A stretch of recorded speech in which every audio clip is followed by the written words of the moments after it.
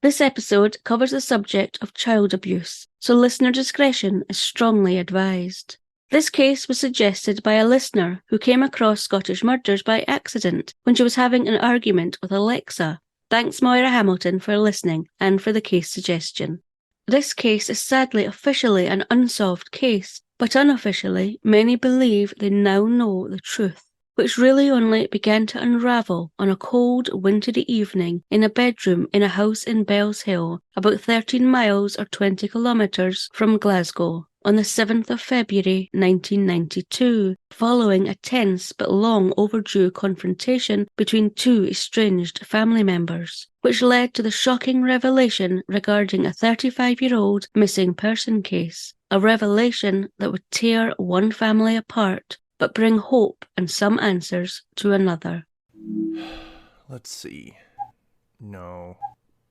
I'm not ready to watch that yet. You know what? I'll just watch this again. Do you ever find yourself doom-scrolling your streamer looking for something to watch, but just end up rewatching the same shows over and over again? Hi, I'm Dustin, and welcome to the Rewatch Recap, a show where guests and I rewatch every episode in a TV season or a classic TV movie to see if it holds up, and making fun of the parts that don't. So come on, rewatchers, let's revisit these shows together every Monday on the Rewatch Recap, wherever podcasts are played. 11-year-old Moira Anderson lived at 71 Eglinton Street in Coatbridge in North Lanarkshire, about 11 miles or 18 kilometres east of Glasgow city centre, with her mum Marjorie, or Maisie, dad Andrew, older sister 13-year-old Janet, and younger sister 8-year-old Marjorie. The Anderson family were very close and well known in the area, and while they were not wealthy, they were respected.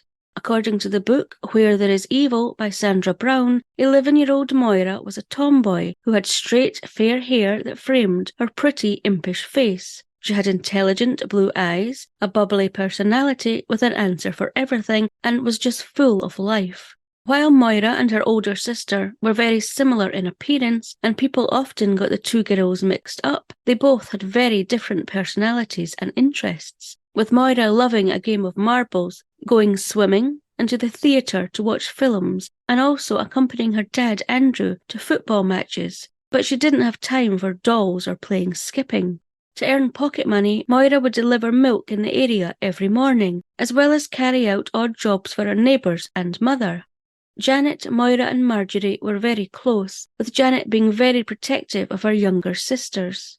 On Saturday the 23rd of February 1957, Moira, two of her cousins and her mum had planned to visit Moira's grandfather, who was in hospital, before then going to the cinema. However, the weather had taken a turn for the worst, and so Moira's mum, Maisie, had decided they would visit the hospital another day, and that she would stay at home, but that Moira could still go to the cinema with her cousins. Before Moira headed off to meet up with her cousins, her mum asked Moira if she would go and visit her gran, who lived about 600 yards or 548 metres from Moira's home, to check if she needed anything, as her gran had come down with the Asian flu. Moira agreed and set off shortly before 4 p.m. Upon Moira arriving at her gran's home, Moira's Uncle Jim, who lived with Moira's grandfather, said that he had bought fish for their tea, but he had not realised there was no butter to cook it in, and would Moira nip to the nearby co-op shop, about 300 yards or 274 metres from Moira's own house, before it closed at 4:15 p.m. to get some. Moira agreed and left. However, the snow was falling heavily now, fast becoming a blizzard, and the wind was biting cold. And despite Moira being wrapped up warmly in a navy blue coat and a pixie hat with red bands, she would have likely felt the cold. As 4:15 came and went, and still there was no sign of Moira, her Uncle Jim was initially annoyed, thinking that Moira had no doubt become distracted by a game of marbles being played on the street and lost track of time. However, his annoyance soon changed to anxiety as the time ticked by and Moira did not return. Upon Moira's two cousins arriving at her gran's home to take her to the cinema and Moira not returning from the co-op, it was initially hoped that Moira had maybe, for some reason, gone straight to the cinema to meet up with her two cousins there instead. However, when they arrived at the cinema, there was no sign of Moira. Moira's two cousins thought that Moira had likely turned up back at home, and so decided to go into the cinema and watch the film they had planned to. It was only upon their return home and following Moira's parents calling around Moira's friends and family members to see if she was with them that Moira's disappearance was finally realised. By this time, her parents were in despair and finally reported Moira missing with the police just after midnight. At first light, search parties were organised and, according to the Airdrie and Coatbridge Advertiser on the 26th of March 1993, streets, lanes, back courts, sheds, garages, derelict buildings and fields were thoroughly searched without success. Cinemas and local libraries, as Moira loved to read, were also opened by managers and searched in the hope that Moira had been locked in by accident. But again, Moira was not found. Although there was hope that Moira may have been found in the early hours of Tuesday morning, when a girl about Moira's age was found wandering in Cambuslang, about 9 miles or 14 kilometres west of Coatbridge, in her pyjamas. However, it was quickly established that this was not Moira, but 11-year-old Iris Miller, who'd been staying with her relatives nearby and had become confused. She was taken to hospital as she appeared to be in shock, and her parents were notified. As word spread throughout the community that 11-year-old Moira had disappeared, it became evident that, despite the blizzard conditions that afternoon, there were a number of witnesses to Moira's movements upon her leaving her grandmother's house. And upon an appeal being made by the police for anyone who had information regarding Moira's disappearance or her movements that afternoon to come forward, 4 separate individuals gave very interesting statements to the police that would definitely give them a new line of inquiry. According to the book Where There Is Evil, one statement was from a James Inglis, who knew all 3 of the Anderson girls. He said that as the snow and wind picked up on the afternoon of Saturday, the 23rd of February, around about 4 p.m, he had taken shelter in a doorway located across from the bus stop near where Moira's gran lived, saying that, as he stood there, he saw Moira playing in the snow at the bus stop. Another statement was given by a woman who was a policeman's wife who had boarded the bus shortly after 4 p.m. at the bus stop near Moira's gran's home, and she said that Moira, who she also knew, had boarded the bus in front of her, taking the seat she believed nearest to the driver. This woman had taken a seat further up the bus and had departed by the door in the middle, so she could not be 100% sure that Moira was still on the bus when she left, but had the impression that she was. A third witness also came forward to say she too believed Moira had got on this very same bus. She said she had been looking out of her window, which was directly across from the bus stop, at how awful the weather was getting, and she noticed a young girl playing or possibly searching for something in the snow near the bus stop shortly before it arrived. The lady continued to look out of her window and noticed that when the bus pulled away, not only had the small group of people who had been standing at the bus stop gone, but so had the little girl, feeling sure that the little girl had also got on the bus.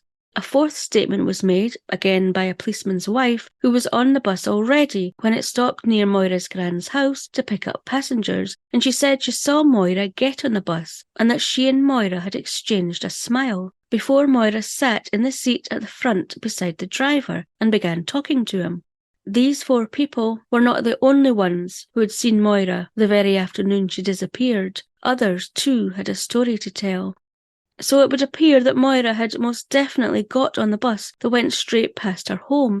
But why? She was on an errand to the co-op, located yards from her gran's home. Why would she get on a bus?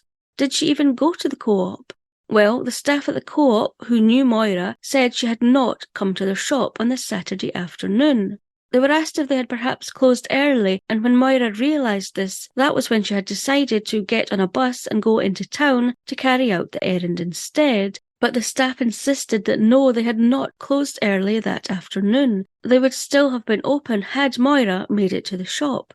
So why was Moira on the bus? Well, that reason wouldn't come out for over 35 years.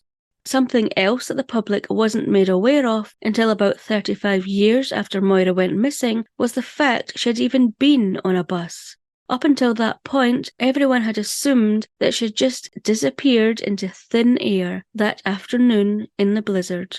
However, the fact Moira had been seen on or near the bus the afternoon she disappeared must have been rigorously checked and led nowhere, as on the 26th of February, 3 days after Moira's disappearance, a senior police officer said, according to the Edinburgh Evening News, that they believed that Moira may have been taken away against her will in a car or a lorry and may possibly now be in England. And they were asking for anyone in Britain who had any information about Moira's disappearance to come forward, saying that they were seeking the help of police forces throughout Britain, and that we have done everything we can in Coatbridge. We are now hoping for a lead from the general public.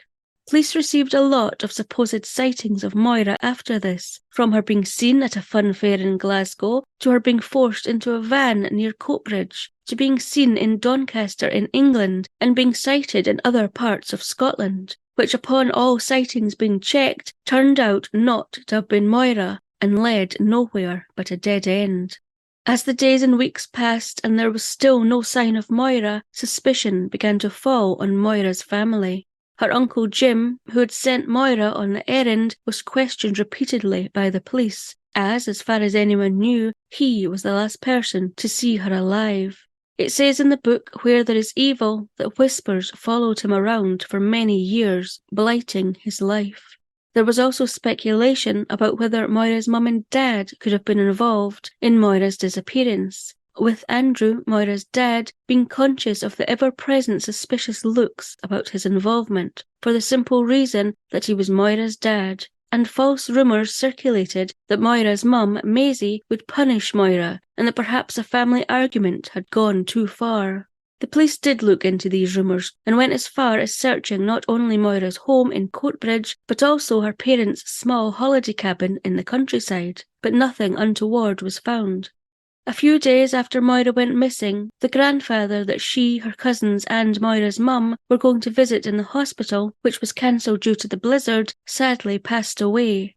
And so, as well as the heartache of their daughter going missing, the Anderson family also had to attend a funeral. Despite everything that the Anderson family were going through, Moira's disappearance, a death in the family, the finger-pointing and accusations, when what would have been Moira's 12th birthday came around on the 31st of March, which is also Mother's Day in the UK, just over a month since Moira had gone missing, her mum Maisie insisted on buying the gift that Moira had wanted so dearly, Monopoly.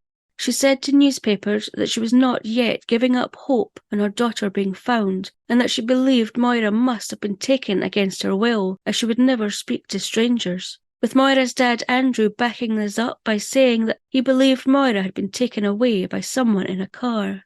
However, weeks turned to months, and Moira's disappearance continued to baffle everyone involved. Now, despite the police issuing an appeal to the whole of Britain in newspapers early in the investigation, Moira's disappearance was not reported on the television news, and her photo didn't appear anywhere but in newspapers. That was until the weekend of the 18th and 19th of May, 3 months after Moira's disappearance, after her mum had fought hard for this, getting in touch with her local MP to help her cause. Moira's parents still had not given up hope of finding Moira, feeling sure that their daughter was still alive. And so, following the police initially refusing to approach the BBC to televise a photo of Moira due to the fact that it would apparently serve no useful purpose, in May 1957 the police finally agreed to do this. Accompanied by Moira's photo being shown on TV, which her parents never saw as they didn't have a TV, was her description, what she had been wearing when she went missing, and asking for anyone with any information to come forward. Following it being agreed that Moira's picture would be shown on TV, Moira's mum Maisie said in the Edinburgh News that, "I am glad to hear that Moira's picture is to be televised. We have explored every avenue possible. TV is the only medium that hasn't been used.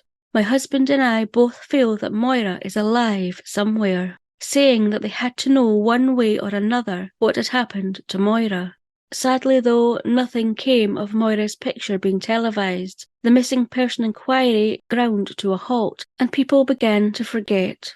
Well, people outside of Moira's family, people outside of the community the Anderson family were part of, these people didn't forget, and the suspicions around Moira's family somehow being involved in her disappearance continued, despite there being no foul play found, no body being found, and detectives from Glasgow CID being brought in, and apparently an exhaustive investigation having found no conclusion. But was it an exhaustive investigation that had been undertaken by the police? Had they really followed up every possible lead? Had they followed up every line of inquiry from their door-to-door investigation?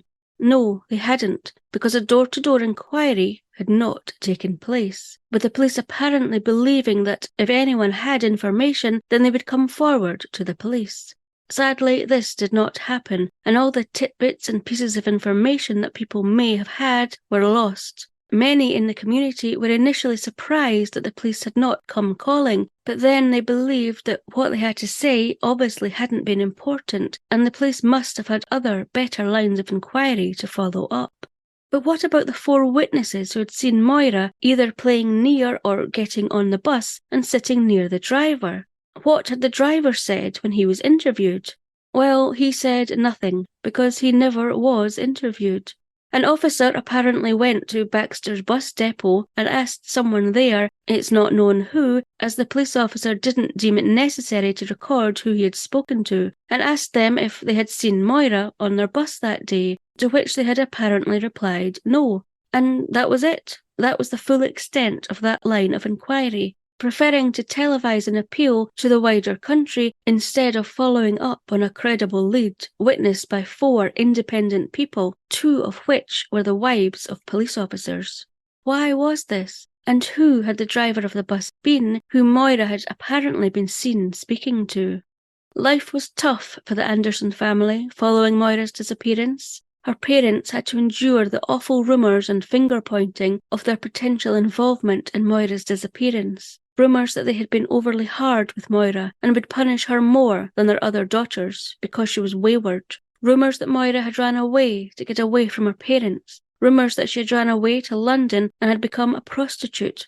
Awful, taunting rumours that were just untrue. Even the police officers gave the impression that Moira had left of her own accord and that she would be back and would be in serious trouble when she did, with one former detective saying that there was a distinct lack of urgency around Moira's disappearance. And besides, the police had other, more pressing things to be dealing with at that time, such as a chief constable retiring and a formal dinner being held, his replacement taking over and getting the police station and paperwork in order for an imminent visit of a high-ranking officer. So their focus was elsewhere. Despite the predictions by some officers that Moira would come back when she was ready, she never came back. As the years passed, Moira's sisters married, and her oldest sister Janet moved to Australia, and her youngest sister Marjorie moved to London. When Moira's mum Maisie died in 1977, many believed that Moira would come back for the funeral, that this would be the time when she'd reappear. But she didn't. It wasn't until this time that people really, truly began to believe that Moira might not have disappeared of her own free will at all, that there might actually have been foul play, and that she might not be a missing person, as she was still categorised by the police, but that she had actually been murdered.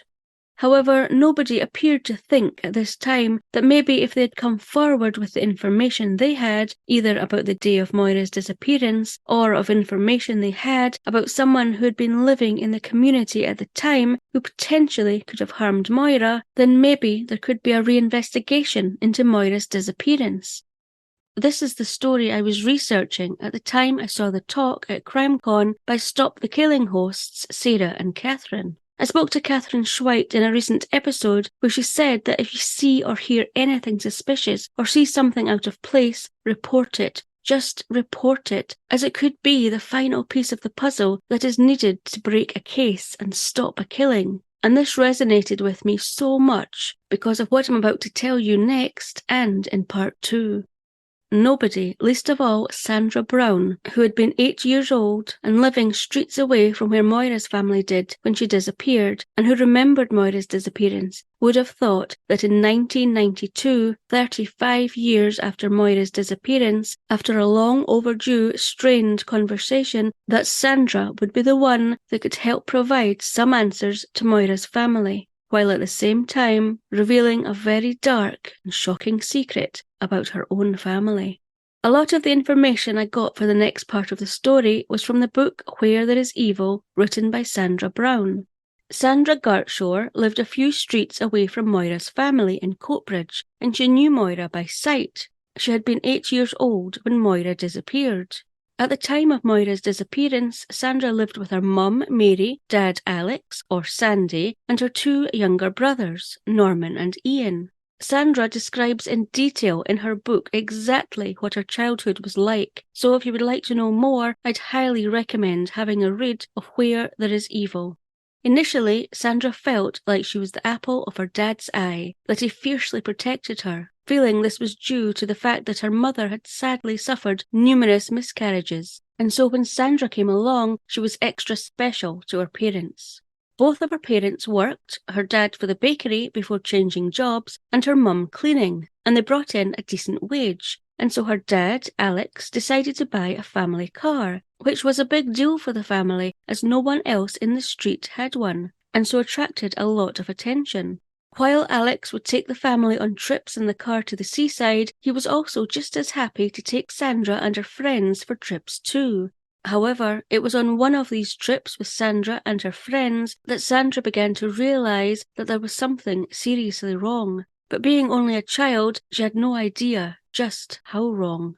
Sandra describes in her book that on one occasion when her father had taken her and a number of her friends on a day trip, upon arriving, her father had asked her to go and buy them all ice creams from the van, which was located quite a distance away.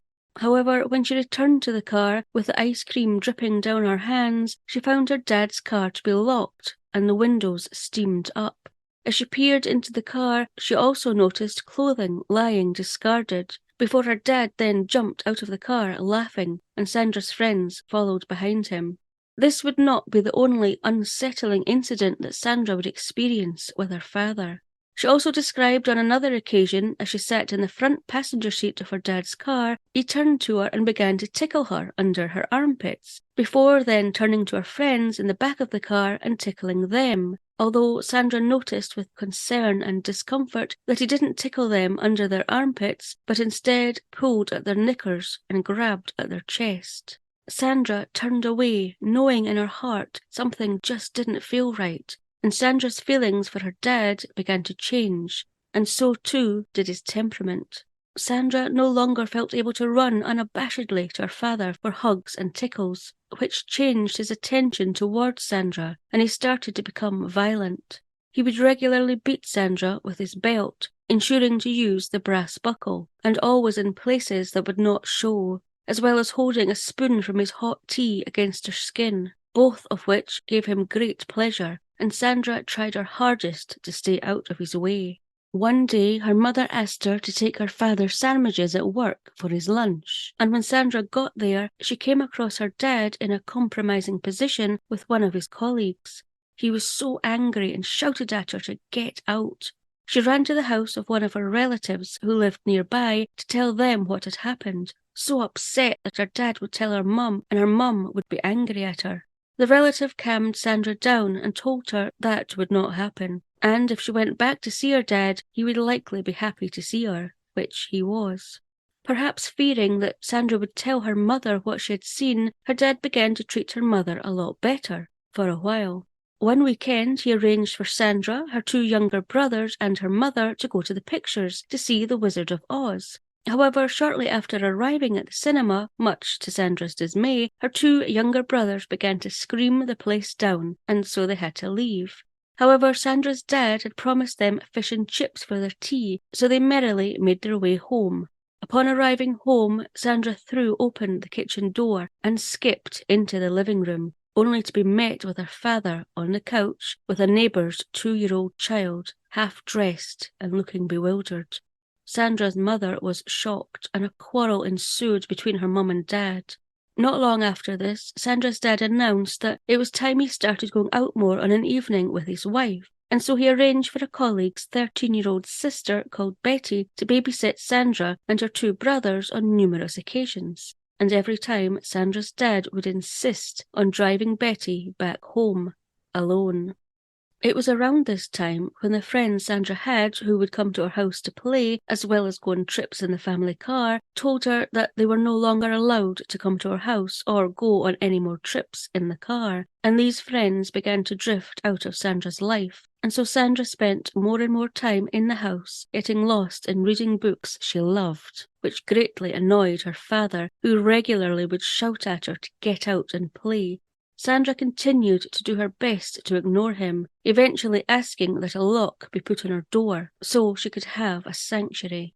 And then suddenly, one day, just before Christmas 1956, her father disappeared, with Sandra being told by her mother that he had gone into hospital. Sandra noticed at this time that any children at school she was still friendly with started acting strangely towards her, and she noticed when she was out with her mother that neighbours would huddle together in groups, whispering and avoiding her mother.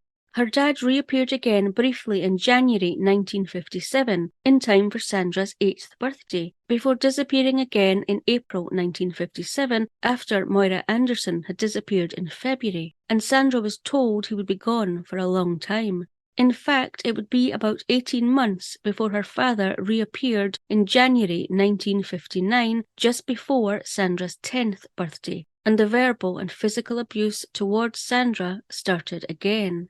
However, while her father had been gone, Sandra and her mum had established a new life where they were both stronger, and neither of them would allow Alex to dominate and rule as he had before. Upon returning home once again, Sandra's dad continued being unfaithful to her mum, with her mum regularly confronting the women he was seeing at their homes, taking Sandra along with her, before he eventually left the family home and ran away with one of his colleagues to Leeds in England, where him and his mistress set up home together, and Sandra's mum eventually filed for divorce. Life was hard for Sandra after her dad left, and as well as attending school and studying for her exams, Sandra would work all hours cleaning with her mum to help the family stay afloat. Despite this, Sandra continued with her education, although it was touch and go for a while as the family were extremely hard up for money and she almost had to give up education and get a full-time job before going on to college, where in 1970 Sandra graduated with a teaching diploma. During her college years, Sandra met her future husband, Ronnie Brown, and after graduating, they both got jobs and began their married life together. In 1981, shortly after Sandra, who was then 36, had given birth to her daughter, the family moved to Pitlochry in the Scottish Highlands, as Ronnie had taken a job there. Sandra loved living in Pitlochry and describes in her book that Pitlochry was typical of communities 30 years prior, and very much like her neighbourhood in Coatbridge, where everyone knew everyone else and people felt able to allow their children out to play whenever they liked, believing that they would come to no harm. The Brown family spent a number of years in Pitlochry, with Sandra teaching art in a private school and helping to run the playgroup, as well as taking part in the amateur dramatics club there. It would be during a pantomime performance at the town hall that had been put on by the Amateur Dramatic Club where Sandra first became aware that her family had been keeping a terrible secret from her.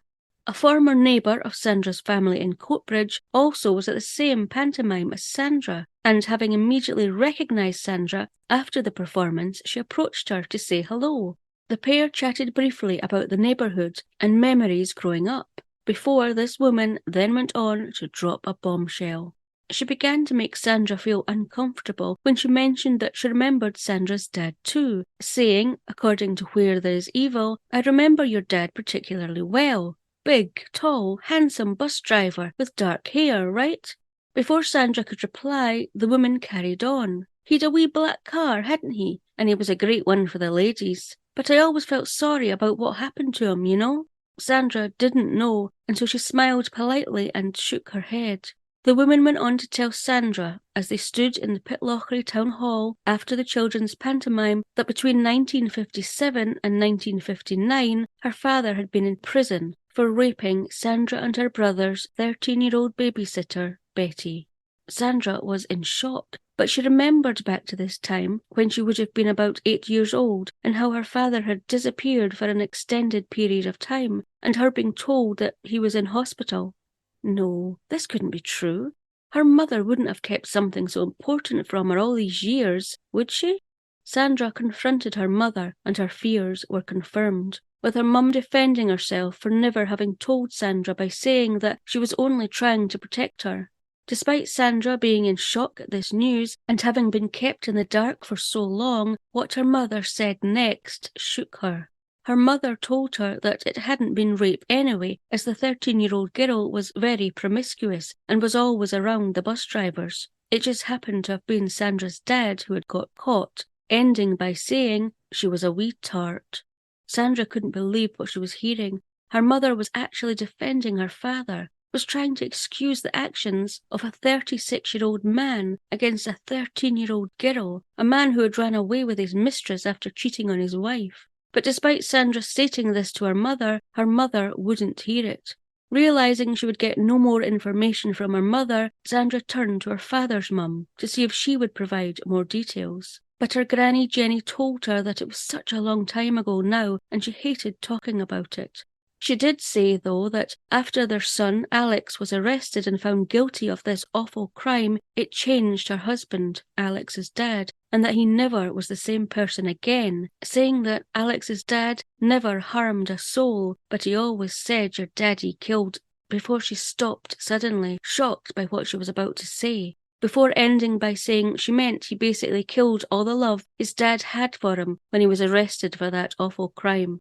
Sandra's mother and grandmother refused to talk about the subject any further, and over time Sandra had no choice but to try and put it from her thoughts, although this was easier said than done.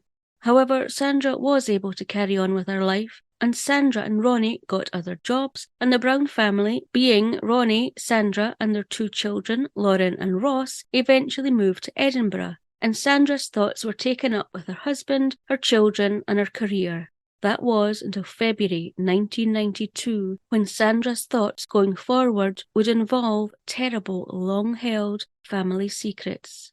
In February 1992, Sandra had established a very successful career in teaching, rising to the rank of senior college lecturer in childcare in West Lothian, about a 40-minute drive west of where Sandra stayed with her family in Edinburgh.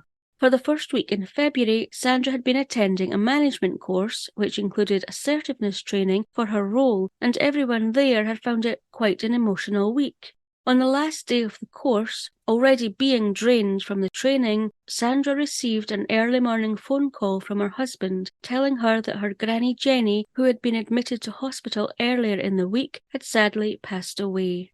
Sandra was devastated, always having been really close to her dad's mum, despite her dad Alex leaving his family in Coatbridge 27 years prior, and Sandra not having seen or spoken to him since. Sandra agreed she would go and collect her mother in Coatbridge after her training finished for the day, and they would both travel to Granny Jenny's home in Bells Hill, about a 12-minute drive south of Coatbridge, to begin the process of going through Granny Jenny's affairs and to discuss her funeral.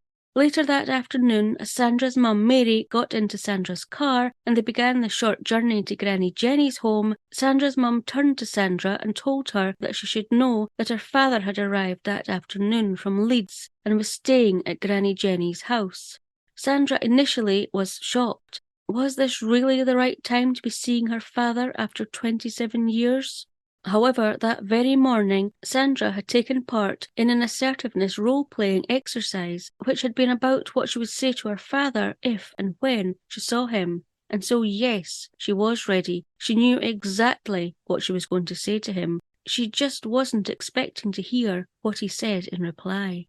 Sandra and her mum arrived at Granny Jenny's house and were soon face to face with Alex, who was now 71 years old.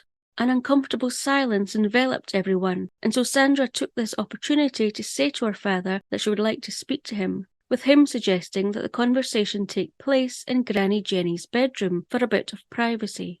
Once in the bedroom, sitting inches apart on the bed, Sandra took a deep breath and began to tell him exactly what she thought of him, of how he had treated her as a child, how he had made her feel, to him running away and leaving his family, and then finally telling him she was disgusted when she found out that he had been in prison for raping their 13-year-old babysitter.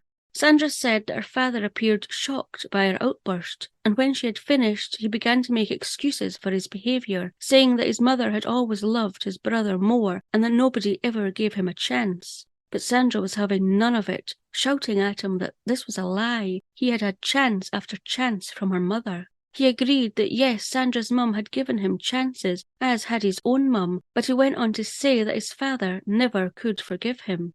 Sandra didn't understand this, as she had since learned that his father had been a tower of strength during her father being arrested for his babysitter's rape, starting petitions and getting churchgoers to write about how well thought of Alex was in the community. So she asked him what he meant by this. Sandra was not prepared for his answer. According to Sandra's book, Where There Is Evil, her father said, after a long silence, he wouldn't forgive me for the Moira Anderson thing. Sandra felt her world shift, unconsciously perhaps realizing that this statement would change the course of her life forever. He continued, not realizing just how much his words were impacting Sandra. I was the driver of the bus the day she went missing. I told Grandpa I didn't even know her, but she got on my bus. I was the last to speak to her. I was the last person to see her. He stopped there, but Sandra filled in the unsaid word. Alive. He was the last person to see Moira Anderson alive. This was not what Sandra had been expecting when she had confronted her father after 27 years. She didn't know what to do with this information. If he had been the last person to see Moira alive, then had he been included in Moira's missing person investigation? Had he been interviewed? Alex replied that yes, he had been, saying that he had told the police at the time the same as he had his dad, that he hadn't even known Moira. But somehow Sandra knew. She just knew that he was lying. She felt sure that her father had known Moira. It was a close-knit community. And if he was lying about that, what else was he lying about? Sandra had no idea then just what hell this confrontation with her father would unleash.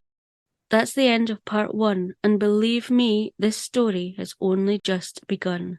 The path that Sandra's confrontation with her father would take her on would be long and sometimes lonely, filled with truly shocking revelations that not everyone wanted to come to light.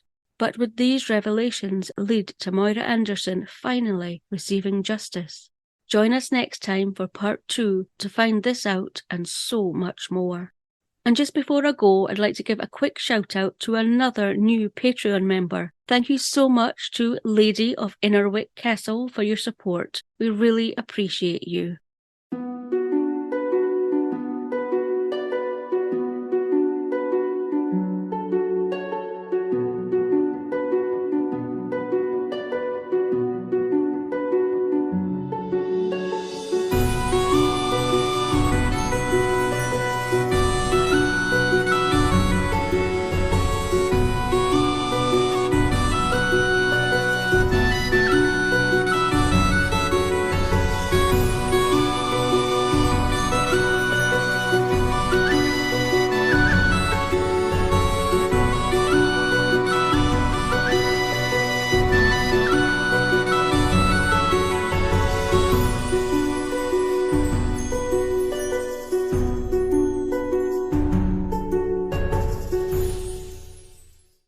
Scottish Murders is a production of Clurin Ton.